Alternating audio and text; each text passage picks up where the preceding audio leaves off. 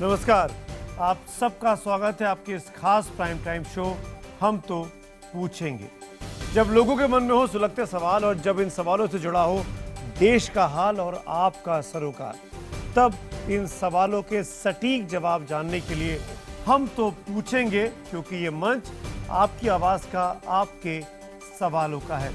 विभिन्न तरीकों से आप अपने सवाल हम तक पहुंचाते हैं, फेसबुक के जरिए, ट्विटर के जरिए, रेडियो के जरिए, और वो सवाल हम आपके लेके जाते हैं उन तमाम हुक्मरानों तक जो ये दावा करते हैं वो देश की किस्मत बदलने का मादा रखते हैं। आगे बढ़ते हैं। IBN 7 में आज हम खास तौर पर बात करने वाले हैं दो बड़ी खबरों की। बिहार पर तोहफों की बारिश हो रही है, लाखों करोड़ों रुपए बरस रहे हैं।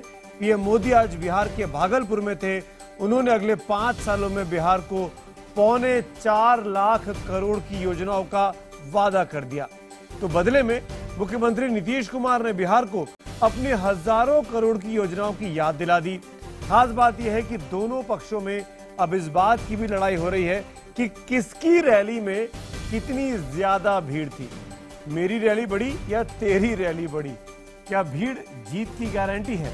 IBN 7 पर हम अगले आधे घंटे इसी पर करेंगे बड़ी बहस। कुछ खास मेहमान भी मेरे साथ होंगे और रात 8:30 बजे डिबेट नंबर 2 पे बात होगी कलाम बनाम औरंगजेब की। बड़ी चर्चा, दिल्ली सरकार और NDMC ने यहाँ की एक सड़क औरंगजेब मार्ग का नाम बदलने का मन बना लिया। नाम बदलकर पूर्व राष्ट्रपति APJ कलाम के नाम पर रखा जा रहा है।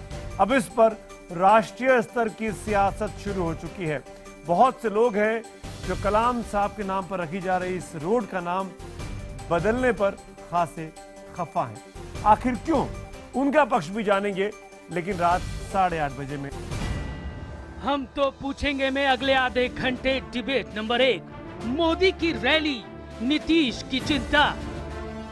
मुझे लगता था कि बिहार में उनकी चुनाव की इतनी महत्वपूर्ण रैली है, वे जरूर बिहार के भविष्य के विषय में बताएंगे। बिहार कैसा बने, बिहार को आगे कैसे ले जाया जाए, इसके विषय में कोई चर्चा नहीं हुई। किया क्या गया? सबका एक ही कार्यक्रम था, मोदी मोदी मोदी मोदी मोदी मोदी।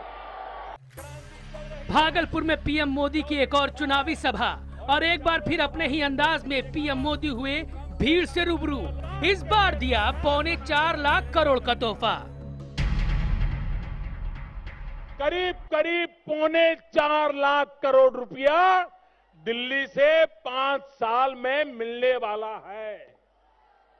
और ये वो मेरा 1,65,000 करोड़ का जो पैकेज है उससे अलग है।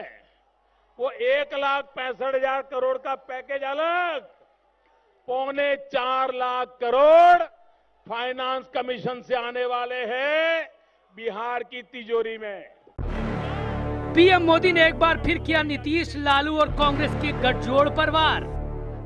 हम 70 के दशक में अधिनायकवाद के खिलाफ एक साथ आए थे और आज भी इमरजेंसी वाले हालात हैं, इसलिए साथ हैं। इतिहास पढ़िए या पूछिए आडवाणी जी के दिल से। तो बिहार में सियासी मुकाबला हर रोज तेज हो रहा है। हम तो पूछेंगे, क्या नीतीश लालू के लिए पीएम मोदी की रैलियां ही सबसे बड़ी चुनौती हैं? तो हम तो पूछेंगे में सवाल एक बार फिर से जरा ध्यान से सुनिए, क्योंकि आपको इसके जवाब हम तक पहुंचाने हैं। क्या नीतीश लालू के लिए पीएम मोदी की रैलियां ही सबसे बड़ी चुनौती हैं? हाँ के लिए IBN 7 स्पेस देकर Y लिखिए और ना के लिए IBN 7 स्पेस देकर N लिखिए। अपनी राय हमारे नंबर 51818 51818 पर SMS करें। इसके अलावा आप #HTP और #BattleForBihar पर जाकर भी अपनी सवाल और अपने राय हम तक पहुंचा सकते हैं, जो इस शो के दौरान हम ट्विटर से और फेसबुक के अपने IBN खबर के पेज से निकालकर यहां स्क्रीन पर भी दिखाएंगे और नेताओं से भी सवाल जरूर पूछेंगे। हमारे साथ कुछ खास मेहमान जुड़ रहे हैं आपके सवालों का जवाब देने के लिए। भारतीय जनता पार्टी के प्रवक्ता संबित पात्रा हैं, जेडीयू के नेता पवन कुमार वर्मा हमारे साथ कुछ देर में जुड़ेंगे। एलजेपी के प्रवक्ता अशरफ अंसारी हमारे साथ हैं और आरजेडी के नेता राजनीति प्रसाद मेरे साथ जुड़े हुए हैं। पहले 60 सेकंड अनइंटरप्टेड और उसके बाद डिबेट शुरू। पवन वर्मा जुड़े नहीं है। संबित पात्रा, मैं आपके पास लास्ट में आऊंगा। शुरुआत मैं राजनीति प्रसाद से करना चाहूंगा। पहले 60 सेकंड आरजेडी के नेता राजनीति प्रसाद आपके हैं। अगर भीड़ पैमाना है लोकप्रियता का, तो आपको नहीं लगता कि आज भागलपुर में जो भीड़ इकट्ठा हुई उसने गांधी मैदान की भीड़ को पीछे छोड़ दिया? राजनीति प्रसाद, आपने खुद भी देखा होगा और पिक्चर झूठ नहीं बोलता है। जो गांधी मैदान में हमारी रैली थी, आरजेडी की रैली थी, महागठबंधन की रैली थी, उसमें 3 से 4 लाख लोग बैठे हुए थे और उतना ही आदमी बाहर में था। तो कहां मुकाबला है उनका? कहां मुकाबला है? बच्चों का भीड़ बैठा कर रखा था नरेंद्र मोदी ने, और वो कहां मुकाबला है? हमारी भीड़ इस बात की हैसियत रखती है कि आने वाला समय हमारा है, और उस भीड़ में हमारे दलित, हमारे कमजोर वर्ग के लोग, गरीब लोग गांव से उठ करके आए थे, आक्रोश में आए थे, स्वाभिमान की लड़ाई लड़ने के लिए आए थे, और उनका कोई, हम लोगों ने स्पॉन्टेनियस भीड़ थी उसकी, और उसका कोई मुकाबला नहीं हो सकता है। आज के रैली के, मोदी साहब के रैली से उसका कोई मुकाबला ही नहीं हो सकता है। वो रैली अभूतपूर्व थी हमारी, महागठबंधन की रैली अभूतपूर्व, पूरे पटना में रैली थी, और उन्होंने पंडाल लगा के रखा था। पंडाल के अंदर का भीड़ था नरेंद्र मोदी का। ये कहां मुकाबला करेंगे हम? चलिए राजनीति जी, शुक्रिया। आपके 60 सेकंड हुए, मैं आगे आऊंगा आपके पास। अंसारी साहब, जवाब दीजिए राजनीति प्रसाद की एक तरफा बातों का। आपके पास क्या काट है? क्योंकि भीड़ ना तो मैंने गिनी ना आपने गिनी, वहां पे कोई स्पीडोमीटर या पब्लिक मीटर या फुटप्रिंट मीटर तो लगा नहीं था। अब आप 4 लाख के बदले 8 लाख बोल दीजिएगा, लेकिन मेरा सवाल आपसे है, ये भीड़ वोट में तब्दील होगी क्या जो आज भागलपुर में इकट्ठा हुई? अशरफ अंसारी। सुमित जी, राजनीति बाबू पुराने नेता हैं, मैं भी उनकी इज्जत करता हूं, लेकिन उनको अपनी रैली दिखाई दे रही है। कुछ दिन पहले प्रधानमंत्री जी की रैली हुई थी इसी ऐतिहासिक गांधी मैदान में। उस रैली को याद कर लेंगे तो राजनीति बाबू को अपना कद खुद समझ में आ जाएगा कि महागठबंधन की रैली उस रैली के समक्ष कितनी बौनी नजर आएगी।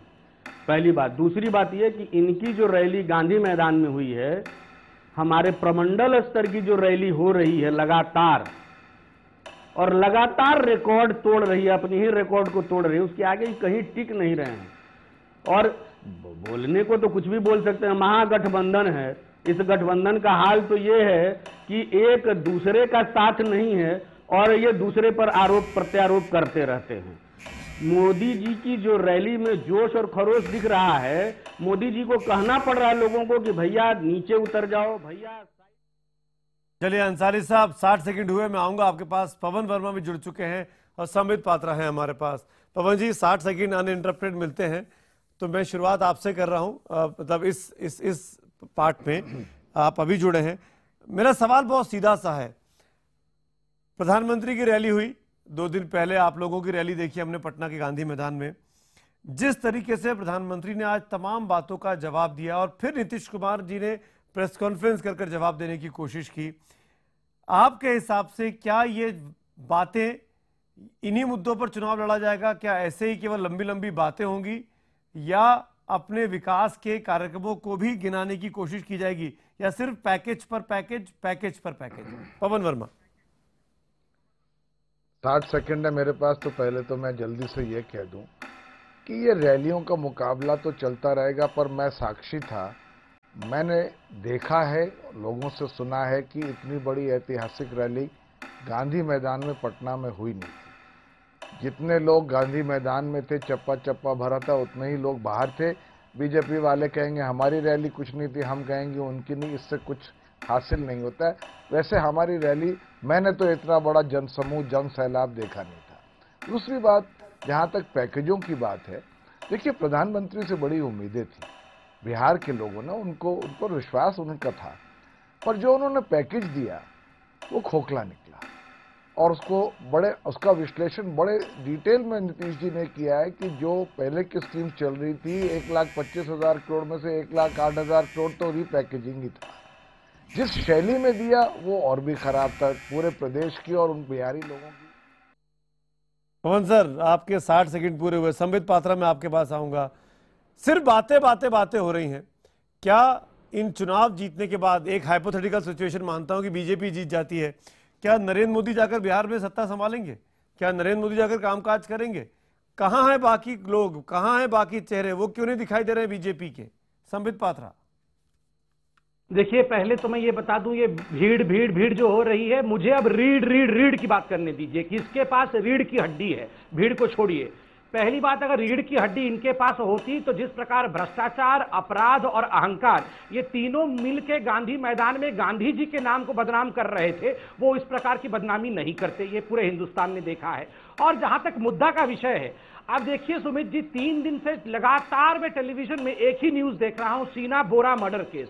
और सीना बोरा मर्डर केस में भी इन्वेस्टिगेटिव एजेंसीज ने जितनी बार डीएनए का नाम नहीं लिया होगा, नीतीश कुमार जी ने उससे कहीं अधिक डीएनए का नाम लिया होगा। आप बताइए, डीएनए क्या डीऑक्सी राइबो न्यूक्लिक एसिड के ऊपर चुनाव हो रहा है? डीएनए का अर्थ है डेवलपमेंट नहीं हुआ। डेवलपमेंट होता तो नीतीश कुमार जी डेवलपमेंट के विषय में बोलते कि मैंने पुल बना दिया, मैंने बिजली दे दी, मैं पानी दे रहा हूं। ये सब कुछ नहीं हुआ है, इसलिए खाली बैठ के डीएनए 60 सेकंड पूरे हुए। डिबेट ओपन कर रहा हूं। पवन वर्मा, जवाब देना चाहेंगे संबित पात्रा की बातों का? जी पवन साहब। ऐसा है कि अब कुछ बीजेपी के प्रवक्ता और प्रधानमंत्री खुद कुछ ऐसी बातें करने लगे हैं, ऐसे दावे करते हैं जिनका जवाब देना भी कभी कभी शोभनीय नहीं होता। बिहार में कुछ डेवलपमेंट ही नहीं हुआ। मतलब देश विदेश में बिहार में जो ग्रोथ है, परिवर्तन जो हुआ है, जो तब्दीली हुई है, जो लोगों को उस परिवर्तन ने छुआ है, कोई भी क्षेत्र ले लीजिए उसकी चर्चा है। 5 साल तक लगातार बिहार का हाईएस्ट जीडीपी ग्रोथ किसी भी प्रदेश का के मुकाबले हुआ है। जीडीपी डबल हुई है, पर कैपिटा इनकम डबल हुई है। खैर छोड़िए, मैं उस पर जाता नहीं हूं। चुनाव के समय कुछ भी कोई बोल सकता है। पर आपने मुझसे एक सवाल पूछा था कि सिर्फ पैकेजों की बात होगी। नीतीश जी ने बिहारियों के सामने और देश के सामने एक ब्लूप्रिंट रख दिया है। हर साल वो अपना रिपोर्ट कार्ड देते हैं जिसमें उनके क्या उपलब्धियां और क्या बाकी काम करना है वो साफ लोगों के सामने रख देते हैं। आज तक तो प्रधानमंत्री ने 1 साल गुजर गया, अभी तक तो रिपोर्ट कार्ड दिया नहीं है। 5 साल के बाद शायद चुनाव के समय फिर से उसको किसी तरह बना करके मैन्युफैक्चर करेंगे। नीतीश जी का तो रिपोर्ट कार्ड वेबसाइट पर है, वो तो जवाबदेही है उनकी। और आगे के लिए उन्होंने एक 7 सूत्रीय कार्यक्रम दिया है जिसमें हर तबके युवकों, महिलाओं, सड़क, बिजली, पानी, इन सब चीजों के लिए हर आइटम ये बातें तो बीजेपी भी करेगी कि हम भी इंफ्रास्ट्रक्चर पर, नौकरी पर, युवाओं पर, बीमारी पर।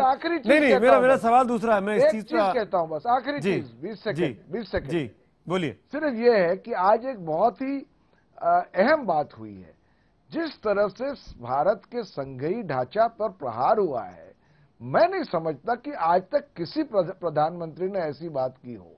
4.25 लाख करोड़ की बात कहना जैसे कोई ये हम पर कृपा कर रहे हैं, दान दे रहे हैं अपनी तिजोरी से। एक फाइनेंस कमीशन है, एक कॉन्स्टिट्यूशनल प्रोसीजर है कि केंद्र से जो टैक्स और केंद्र और स्टेट के हैं उनमें से इतना स्टेट को मिलेगा, उसको उन्होंने कह दिया कि दिल्ली के खजाने से मिलेगी। और किस तरह की भाषा का प्रयोग, चेले चपाटे मनोहर लोहिया के, राम मनोहर लोहिया जी भी नहीं। मतलब मैं आपसे ये कहना चाहता हूं कि रैली कर लें पर भगवान के लिए बिहारियों को अपमानित न करें और अपने पद की गरिमा को न खोएं। संबित पात्रा, जवाब दीजिए। आप काफी देर से हाथ उठा रहे हैं। देखिए, पहले तो मैं एक एक करके इनके पॉइंट का जवाब देता हूं। नंबर 1, इन्होंने जीडीपी के विषय में कहा। जीडीपी सही बात है, जीडीपी 2012-13 में बिहार में डबल डिजिट में चला गया था। 14-15 में वो गिर के 8 में क्यों पहुंच गया है? स्वाभाविक रूप से गवर्नेंस के ऊपर ध्यान नहीं है, इसलिए पहुंच गया है। दूसरी बात, बार बार पैकेज, डीएनए के बाद जो सेकंड चीज का प्रयोग होता है वो है पैकेज।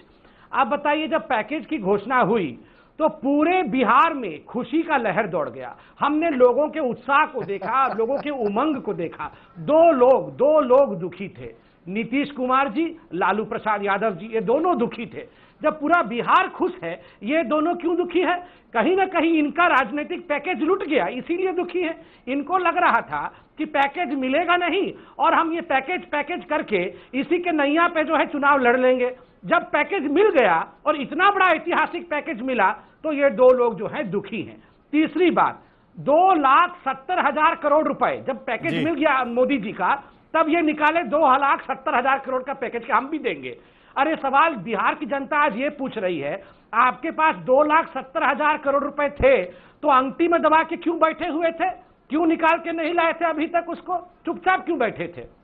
लास्ट में मैं इतना ही कहना चाहूंगा, देखिए भाषा पे संयम सबका होना चाहिए, ठीक बोला, मगर देखिए आपके गुरु जो पूरा नेतृत्व दे रहे हैं लालू प्रसाद यादव जी, भक्त होए बुड़बक, पूरा भाषण में ये सब बोले हैं, ये सब भाषा है।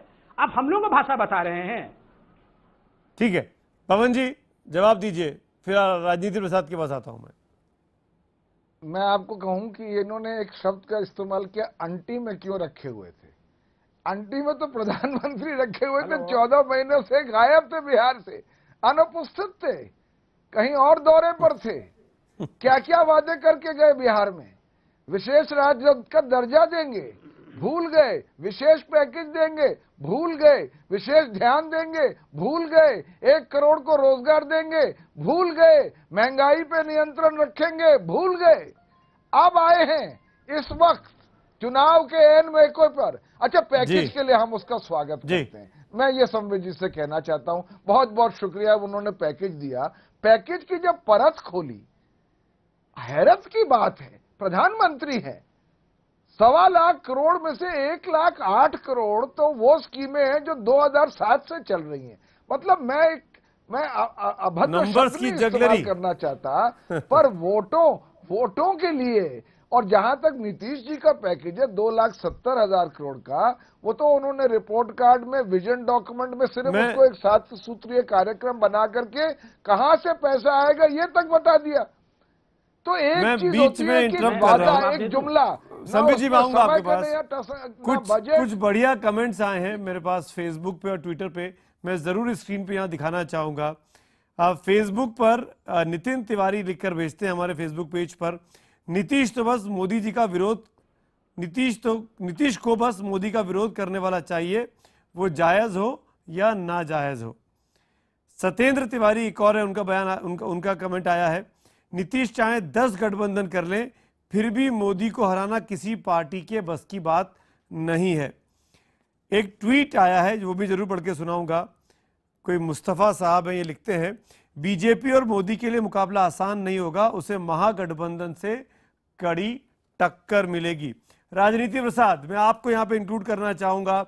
आपको लगता नहीं है कि ये लड़ाई जो हो गई है पिछली बार के मुकाबले बहुत अलग चुनाव है इस बार? एक तो अलायंस चेंज हो चुका है और सबसे बड़ी बात ये, सुनिए ना, सबसे बड़ी बात ये कि आपको केवल 100 सीटों पर चुनाव लड़ना है। बीजेपी जो पिछली बार 102 पे लड़ी थी, वो संख्या बढ़कर 160, 70, 80, 200 तक पहुंच सकती है, जबकि आरजेडी और जेडीयू को दोनों को कॉम्प्रोमाइज करना पड़ेगा अपनी सीटों पर। आपके यहां ज्यादा विरोध देखने को नहीं मिलेगा, आपके यहां ज्यादा लोगों में गुस्सा नहीं होगा जब टिकट नहीं मिलेगा। महागठबंधन है, मेरी बात सुनिए ना, मेरे यहां महागठबंधन है, हम लोग 243 सीट पर महागठबंधन चुनाव लड़ेगा। आरजेडी और जेडीयू और कांग्रेस पार्टी चुनाव नहीं, महागठबंधन चुनाव लड़ेगा। इसलिए हमारे यहाँ कोई झंझट नहीं है। हमारे कार्यकर्ता, हमारे लोग, हमारे नेता, हमारे लोग जितने हैं, सभी लोग मिल करके ये बीजेपी को, जो भारत जलाओ पार्टी है, उसको खत्म करने के लिए 243 सीट पर महागठबंधन लड़ेगा और सब जीत करके आएगा। इतनी बार महागठबंधन मत बोलिए, गलती से मुंह से महागठबंधन निकल जाएगा। विरोध नहीं है जी संबित। हाँ निकलेगा जरूर। राजनीति जी में आप बड़े हैं, मैं आपसे विनम्र निवेदन करता हूं, इतनी बार महागठबंधन गठबंधन मत बोलिए। एक बार कहीं गलती से सच निकल जाएगा महाठगबंधन तो मुश्किल में फंस जाएंगे।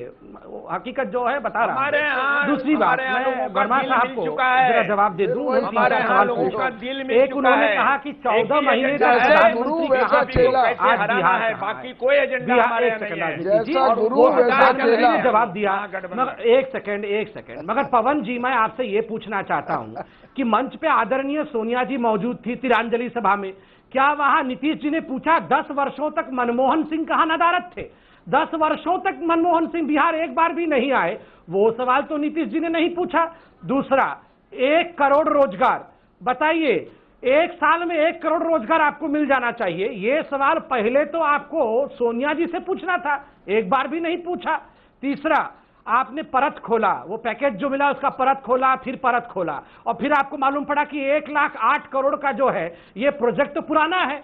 मैं ये पूछ रहा हूं कि ये परत आपने पहले से क्यों नहीं खोला था, आपने इंप्लीमेंट क्यों नहीं किया था? 1,08 करोड़ को डस्टबिन में डाल के क्यों रखा हुआ था? ये परत ना बैठना था, सड़क बनना था, ये सब आपने इंप्लीमेंट क्यों नहीं किया? इंप्लीमेंट नहीं किया, लास्ट मोमेंट में परत खोल रहे हैं।